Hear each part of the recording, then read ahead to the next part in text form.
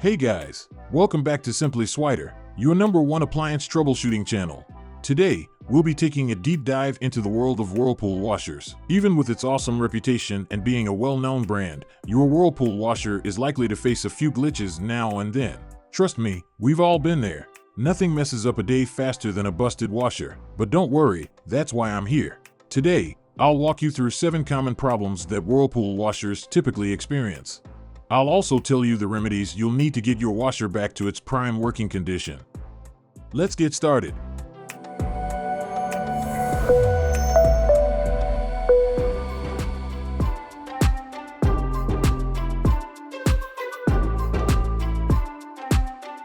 Here's a quick example. Just a few weeks ago, a frantic client reached out to me. 10 minutes after she'd loaded her washer, it suddenly quit.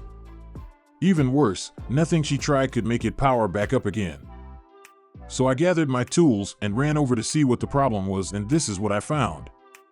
First off, I double-checked the washer's power cord and the outlet it was connected to. Since this checked out, I allowed the washer to rest for a few minutes before resetting it. Next, I checked the washer's settings. Note that a Whirlpool washer, like many others, has a control lock feature that can be accidentally activated. When this happens, it could prevent your washer from starting. Obviously, this is a useful safety feature, but it can be pretty inconvenient if activated unintentionally. Also, even the most seasoned users can unknowingly activate this feature, leaving them with a washer that won't respond. Of course, if none of these fix your problem, don't panic. It just means that the issue lies elsewhere. In which case, you've got to consider the other usual suspects, such as a damaged lid lock or door latch, a faulty timer, a dead control board, or a drive motor that's acting up. Now, if you're lucky, getting your washer back up and running should be easy. You're probably looking at simple things like replacing the power cord, fixing an outlet, or recalibrating your washer's settings. Simple stuff, right? If not, you might need to order some replacement parts based on the suspected issue. So here's a quick summary of the estimated costs for each component. Now I recommend checking and testing all these parts first before going out to buy them. Doing so helps you to pinpoint the issue and identify the part that needs replacement. Trust me, the last thing you want is to spend money on components you don't actually need. Plus, to be sure you're getting authentic replacements, ensure you purchase them from Whirlpool's Genuine Parts website, and that the part is compatible with your washer model. Lastly, if DIY repairs aren't your strong suit, it's advisable to contact a licensed appliance technician for help.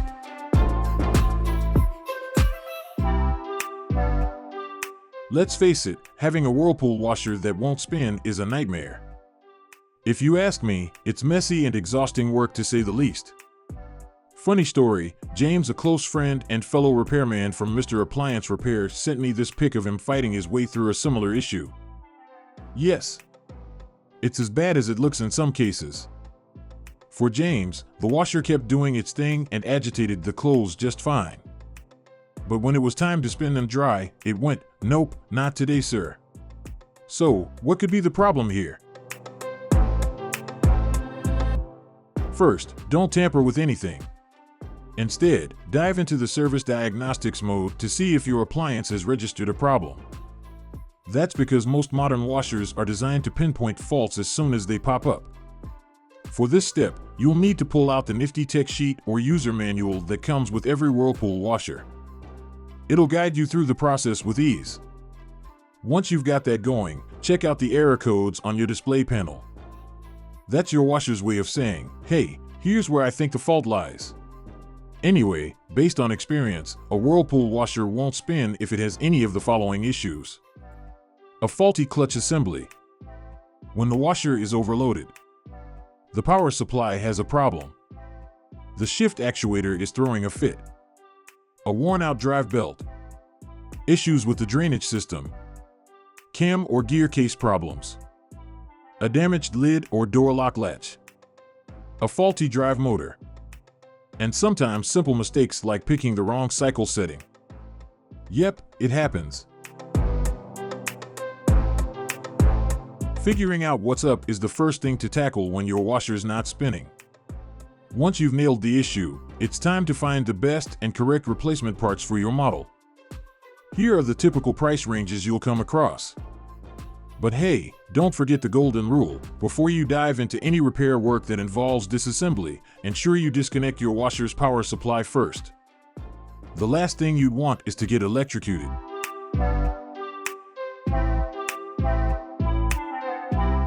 Obviously, washers are noisy appliances, and for many of us, it's not always that big of an issue. However, when the washer becomes noisier than usual, there may be a cause for concern.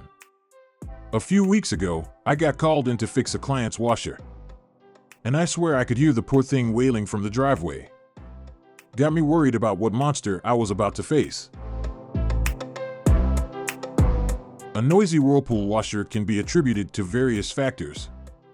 Many times, it's because the appliance is unbalanced or some foreign objects like coins or hairpins are stuck in the drainage system. Let's just say I've seen it all. In a recent case, the owner had forgotten to remove the shipping bolts from his new washer. And that led to a lot of vibrations and noise during wash and spin cycles. Now, don't get me wrong. It's not always this straightforward. Some noise issues can be a signal of deeper problems. So, check for these whenever your washer throws a noisy tantrum. Is your washer feeling a bit off balance? Are those shipping bolts still hanging tight? Is the drive motor failing, or is the drive belt worn out? Is the tub bearing still intact? Is the agitator working properly? All these are typical culprits that can result in a noisy washer, and they all have their tales to tell. I've wrestled with stuck foreign objects, swapped out a defective motor coupling, and even delved into the depths of a malfunctioning transmission. All in an effort to restore a washer's normal hum. Anyway, here's a neat table I often use to pinpoint the source and possible causes of noise in a Whirlpool washing machine. Each DIY repair is like cracking open a storybook with a puzzle waiting to be solved. But when all is said and done, you want to hear that sweet electrical hum or buzz that shows your laundry machine is at peace again. So, if your Whirlpool washer is louder than a rock concert, give these checks a go. And as usual, here's a heads up on the price ranges of the replacement parts you might need.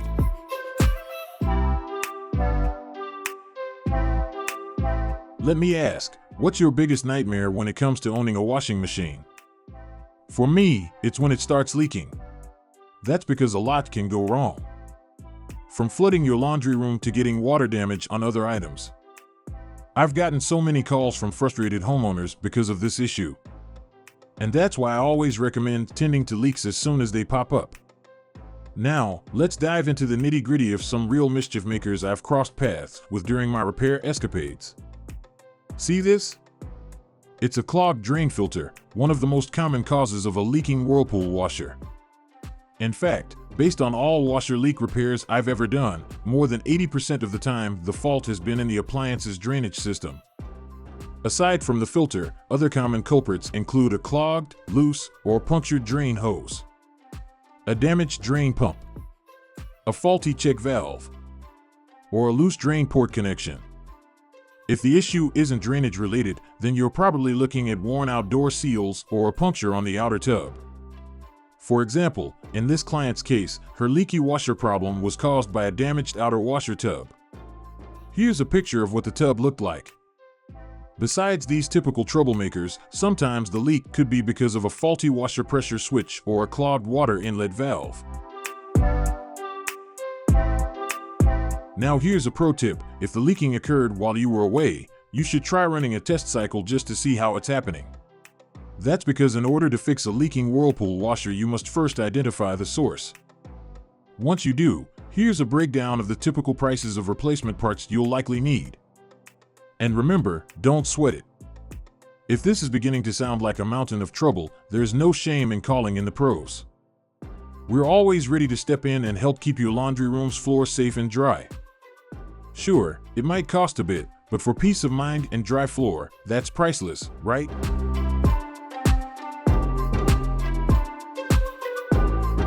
Let me guess. You've spun the dial, pushed the button, and are all set to start a wash cycle, but 5 minutes into the cycle, your Whirlpool washer hasn't filled up yet. So, what's the deal? Well, there's no need to freak out because this tends to happen a lot. I've been in this situation countless times before. So, let's figure it out together. Speaking from experience, when this issue pops up, the first suspects you'll need to interrogate are the fill hoses and water inlet valve. Of course, there are a bunch of other culprits that will stop your washer from filling. These include a faulty water pressure switch, a busted water level switch, faulty lid switch or door lock latch, a wonky timer, or worse, a damaged control board. First, here's a rough estimate of what the replacement parts might cost you. With that in mind, remember safety comes first. This means ensuring you turn off your washer and unplug it before starting any DIY repairs.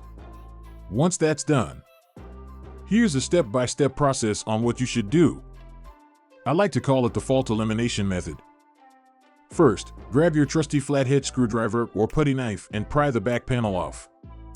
With the back panel off, locate the water inlet valve and fill hose as shown in this image. And before I forget, make sure you have a small bucket or towel to catch any spillage. I bet you wouldn't want to ruin your hardwood floor or make a mess in the process. Next step, straighten any kinked hoses and check if the water inlet valve works fine. If that checks out, test your water supply pressure and make sure there is no clog in the supply hose. Is it still not filling up? Well, you might need to get a multimeter for the next steps. Start by testing the inlet valve solenoid coils for continuity. If any of the coils tests negative for continuity, then you should replace your inlet valve. If that's not the issue, use the same process to test the water level switch for continuity. If the issue persists, then you may be looking at two possibilities: either you have a faulty timer or the control board is damaged. And since these two components are a little more complicated for a DIY fix, I'd advise calling in a pro for a more accurate diagnosis.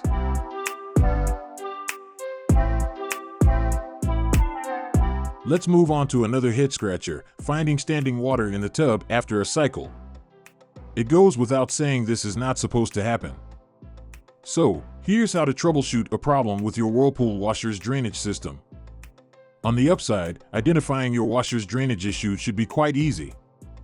I can tell you for free, the biggest cause of drainage problems is often due to overloading. And, trust me, trying to save time by stuffing more than the recommended load size into your washer will only end up costing you more time. But if you're sure you haven't overloaded the washer, here are a few other possible causes to look into. The drain hose may be clogged, kinked, or poorly installed. The drain pump is probably broken or bogged down. The lid switch or door lock latch could be loose or damaged. Or sometimes you're simply using excess detergent. Now, I know that last point might have caught you off guard. And now you're wondering, how does excess detergent prevent a washer from draining properly? Well, here's a nugget of wisdom from a pro. For modern washers, efficient cleaning and other washer operations often rely heavily on the amount and type of detergent used. If there's too much detergent, there'll be a lot of suds. And that will inadvertently affect both rinsing and drainage. So, yes, ensure you use the recommended amount and type of detergent for your Whirlpool washer. However, if your washer still holds water like it's storing for winter, it's time to run some tests. Be wise that I mean. Inspecting the drain hose for kinks and clogs.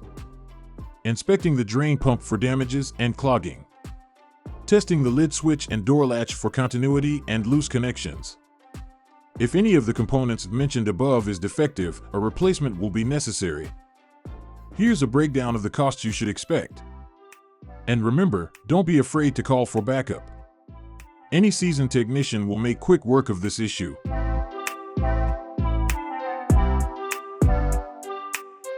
From my time in appliance repair, I've come to understand the magic behind top-loading washers. They dance to the rhythm set by the agitator's rotating motion. Think of it as the heart of the wash, always setting the pace. That said, what's the deal with a Whirlpool washer that won't agitate? Well, let's find out. First things first, this issue could arise from a simple yet overlooked mistake: overloading your washer. So if you've got a mountain of clothes towering over the agitator, you might need to take a few out. And while you're at it, make sure you spread your load evenly around the agitator. Remember, balance is key. However, if your loading game is on point, then you might be looking at a more serious issue. So, here's a rundown of potential culprits I've encountered on the job. 1. The lid switch could be acting up. The explanation behind this is that if your washer senses that the lid isn't properly closed, it won't start a wash cycle or agitate. 2. There's a kink or clog in your drain hose and filter that's hindering drainage. 3. The drive belt is damaged, thus, it's unable to turn the agitator. 4. A broken motor coupling can also hinder agitator movement. 5. Of course, your washer won't agitate if the drive motor is faulty. 6. Or there's an issue with the rotor and stator assembly. The goal is to check each of these components to figure out where the problem lies. I know it's a handful, but with a little patience and know-how, your Whirlpool washer should get back to agitating in no time. For budgeting purposes, here's a summary of the costs you're likely to incur when sourcing the relevant replacement parts. And remember, if these DIY checks seem daunting, there's no shame in calling a pro. And that, my dear friends, marks the end of our Whirlpool washer troubleshooting journey. If your washer is still acting up, there's no need to worry. I'm here to keep the spin in your cycle. For one, you can read the web post on simplyswider.com where I outline everything I've explained here, but in more detail. I'll leave the link in the description below. Or, if you prefer a one-on-one approach, hop onto our Facebook page. The link is also in the description. Together with a battalion of appliance warriors like myself, we stand ready to dive into the problem with you. Anyway, thanks for watching. And remember to like, share, and subscribe for more insightful content.